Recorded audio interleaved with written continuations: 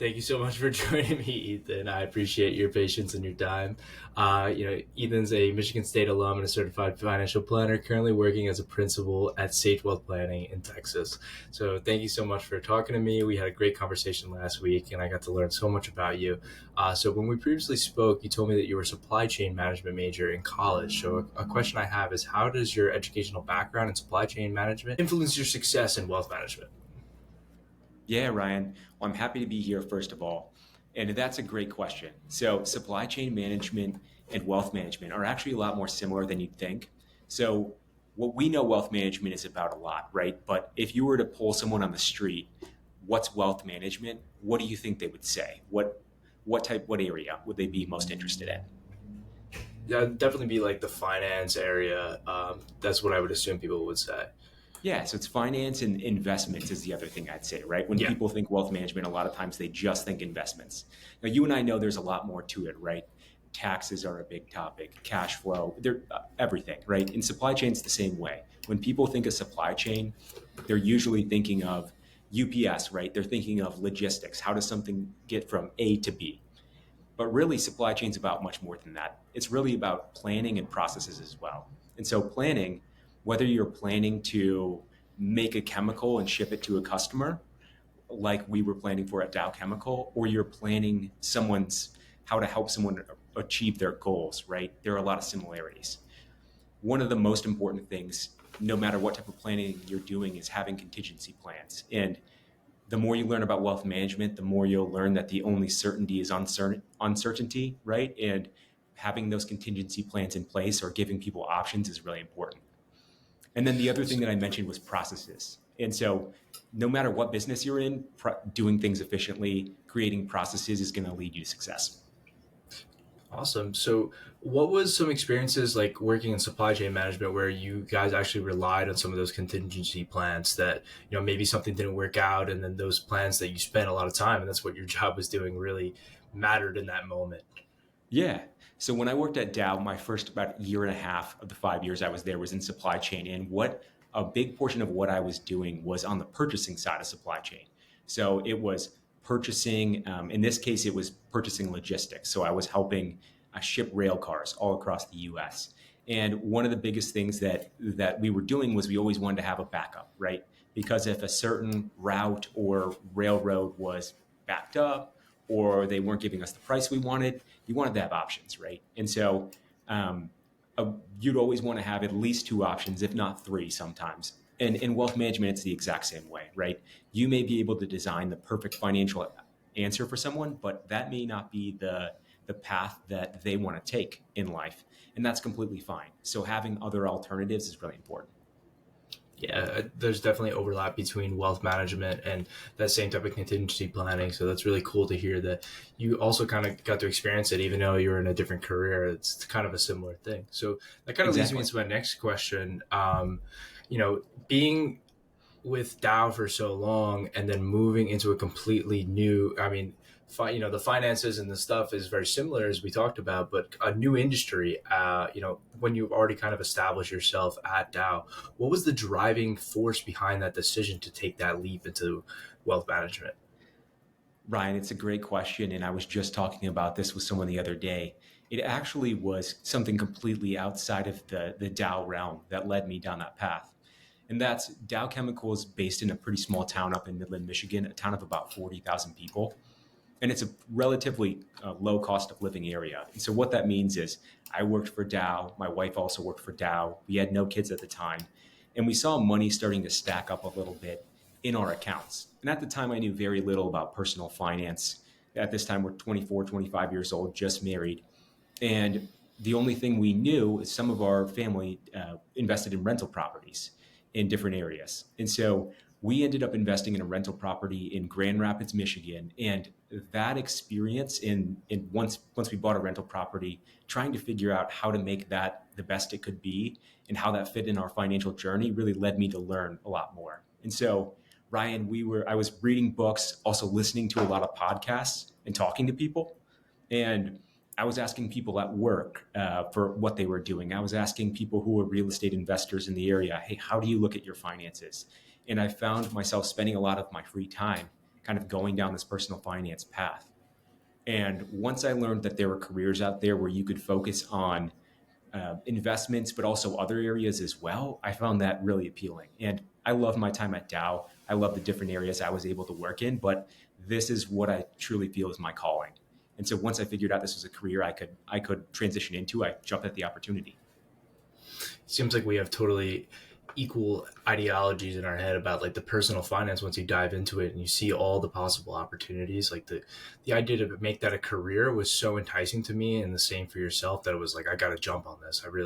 I felt passionate about it. I felt like I could really make a difference in that way and enjoy my time. And it seems like you kind of felt that groove right away as soon as you really started to look into it. One other thing I wanted to add there was I also was really intrigued by people work their entire life, right, to create income so that they can one day live off of that income, retire.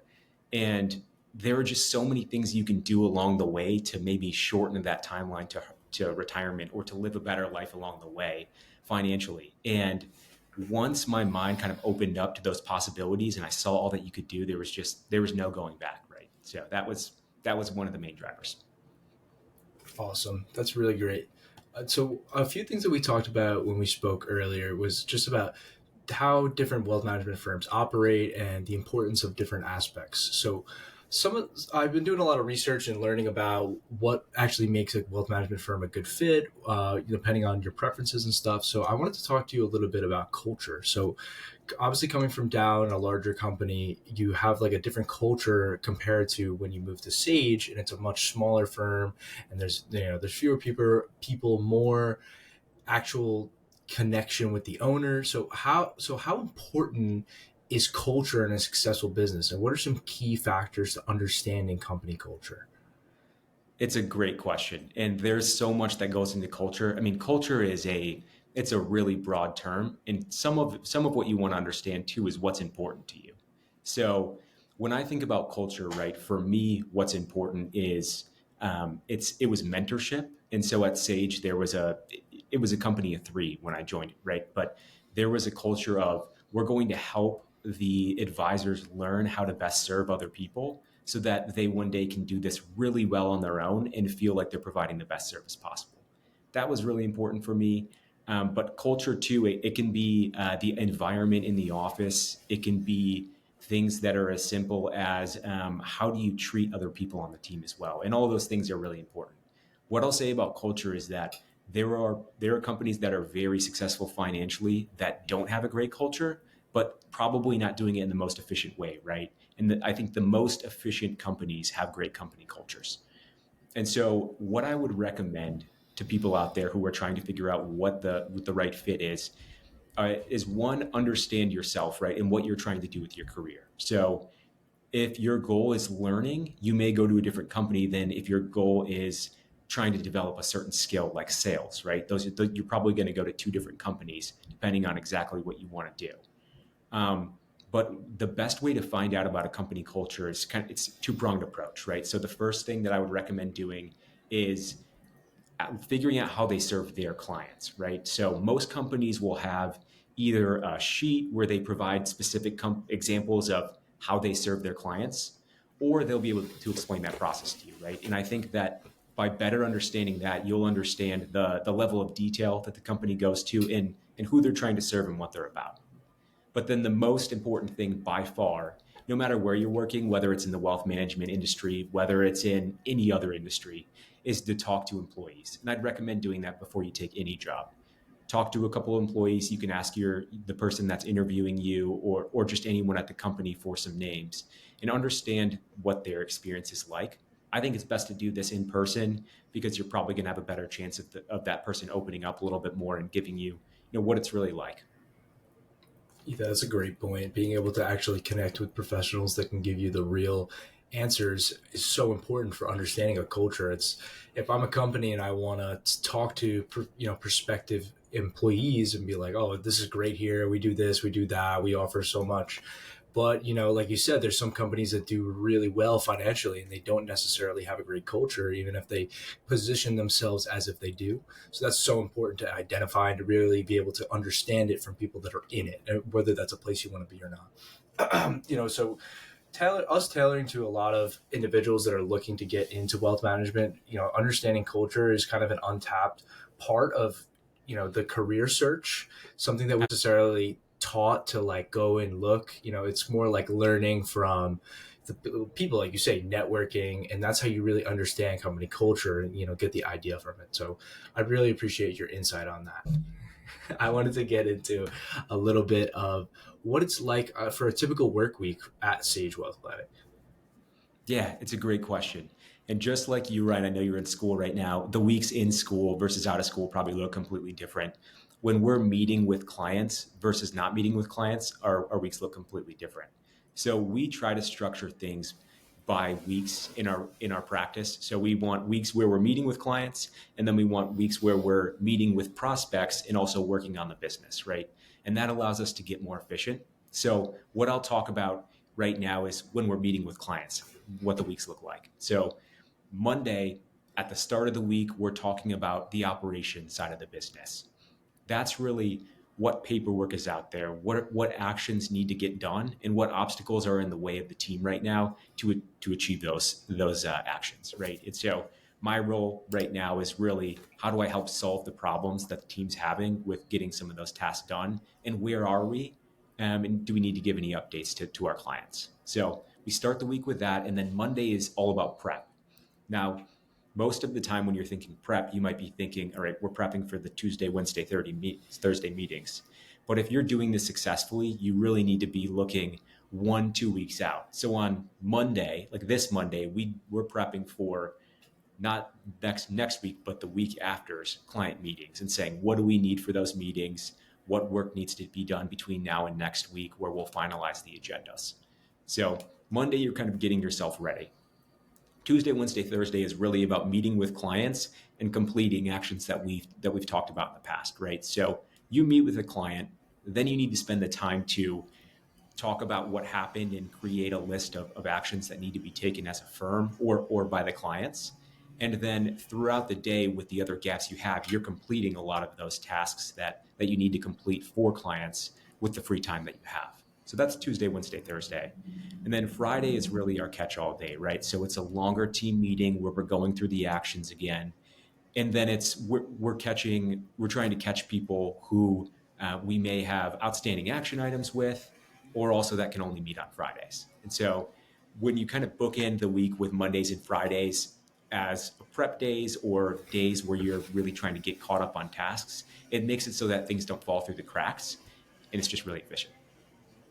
Great. So a question that I have off of that is how Yeah. important are systems for creating the success and the organization required to actually complete those Monday through Friday tasks in a structured and fast, efficient way?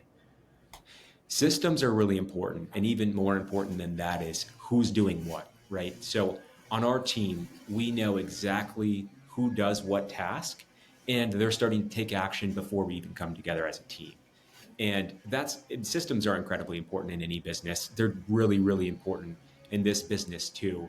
But just a few years ago, we were doing things a completely different way, and we didn't have a lot of systems in place. And this process of getting ready for meetings, taking the actions after meetings, and even being in the meeting, it felt like it took a really long time.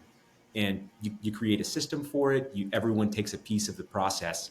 It can really get efficient. And what that means is more time to work on other things for the clients.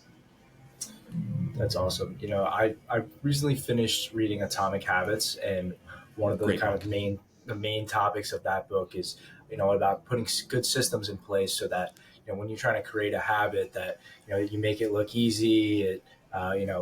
The 4 steps that I'm blanking on right now in the book that they outline, but how important systems are in creating habits. So I wanted to see how important that was to your guys' system. I know you read the book, so I'm sure you understand the insight there. But that's a great one if anyone ever wanted to read that one. But I Absolutely. appreciate the insight on that. So a question that I do have that's I kind of want to explain it a little bit. Like client growth can come from very different ways for different firms. So some firms may rely on growth from cold calling, cold emailing, advertising, referrals. So how does Sage generate new client growth? It's a great question, Ryan, and I think it's a great question to ask every single person that's on this podcast because it's probably going to vary team by team. For us, one thing that I want to mention is that Sage is still a relatively new company. It started in 2019, and so as a company, right, we've been growing quite consistently the last few years, but we're always looking for new ways to do it. So right now there are three ways that we're growing. Number one is the one that I would recommend to everyone: referrals. It's something that every company can do, but really what you want to do is do your best work for the clients that you have, right? Because happy clients talk to others. So if you're going above and beyond for the clients that you have and you're demonstrating your value and not drawing boundaries, that can be a really successful strategy, right? And so that's referrals are always number one in our book. Number two is what we'll call the marathon right now, and that's social media. So every day I'm posting on LinkedIn. It's quite a grind, right? I mean, coming up with new material every single day. We're also starting to get into the email blast and ebook area, right? We have a lot of things in the pipeline, but that's really starting to pay off. But what I'll tell you is there were months where I was posting where I was receiving a few likes and no messages, and you just have to keep doing it, right? So for anyone getting started, especially any new business, just keep going and keep posting. And it doesn't have to just be LinkedIn; it can be other places as well. And then the last way, Ryan, and it's a broad bucket, but it's putting yourself in front of people that you can best serve. And so at our company, we have a few different niches that we work with, but I'll give you an example of one. So I worked at Dow Chemical for 5 years, and Matthew Dorn, who's my previous partner, I recently just purchased the rest of the company from, he worked with people from Dow for 20 years. And between the two of us, we know a lot of what pretty much everything that's going on from a benefits perspective, from a retirement perspective with Dow retirees and people that are going to be that are going to be retiring soon. And so what that allows us to do is it allows us to get really specific with the advice we're providing and with the examples we're using to try to bring in clients. So not only are we reaching out to potential Dow retirees on it through different avenues, but we're also reaching out to the company and saying, "Hey, are there ways that we can get in front of these people, talk about retirement? It'd be very beneficial to you as a company, and also, it does have a benefit to Sage of potential clients down the road." So that's what we're doing right now. I'm glad you mentioned niches and the importance of that. Being able to market to a specific target audience can be so much more valuable than specific, being very general with your advice on who you want to help. There's something for being catering to the 5% or the 1% of people that fall into this category, and you become that voice of importance for them. And I think that's really important too when it comes to client growth. So I'm glad that you guys are hitting on three different levels for client growth. That's really cool. Yeah, one thing that I'll add really quickly, Ryan, too, is I think a lot of people get caught up with picking one niche. And while that can be really powerful from a marketing perspective, you don't have to do that if you're trying to grow your business quickly. So it's really just about understanding how to serve someone well and being able to talk to that. So if you have a few different types of clients that you serve really well, don't be afraid to be able to talk to three or four different groups of people. Yeah, so true. I mean, you don't have to handcuff yourself to a certain specific niche and you can't go out anywhere else, especially if niches overlap with certain, needs that they might need, that they might desire. So it's really Exactly. important as well.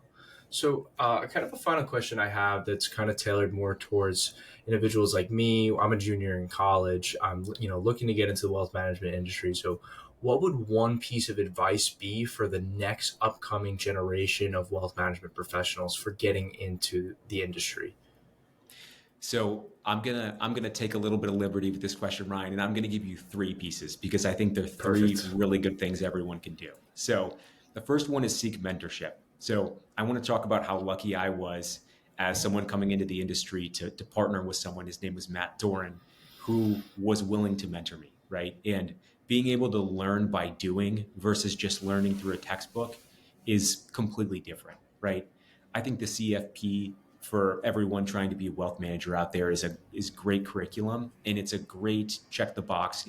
you've gone through kind of the gold standard of education to be a wealth management professional. But doing the actual work and sitting in front of someone, presenting a financial plan, talking with people as their life changes, it's completely different, right?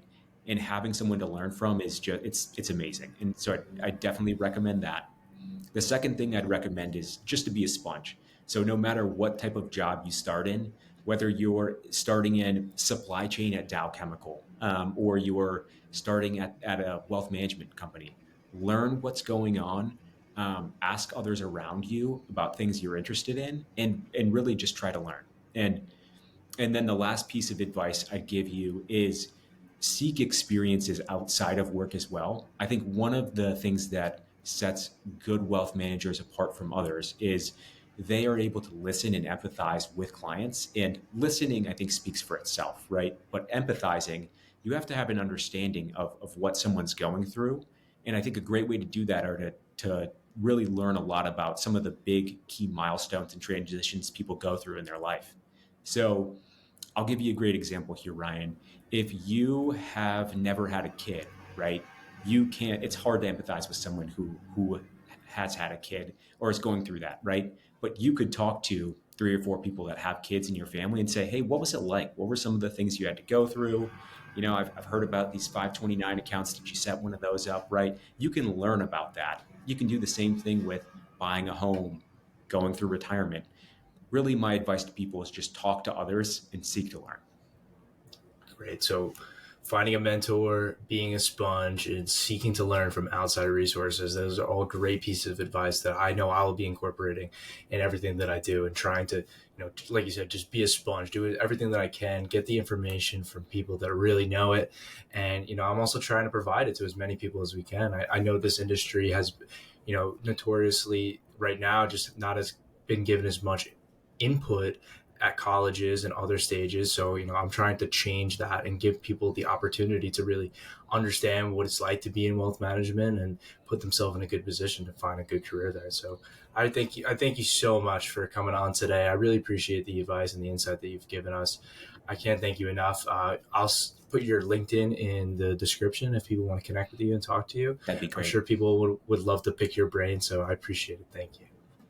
Yep, my DMs are always open. And Ryan, I just want to take a second here to brag on you too. I think what you're doing by creating this group and creating this podcast series is really going to help a lot of young professionals get a better idea of the career they're stepping into. And I'm biased, but I think this is one of the best careers out there.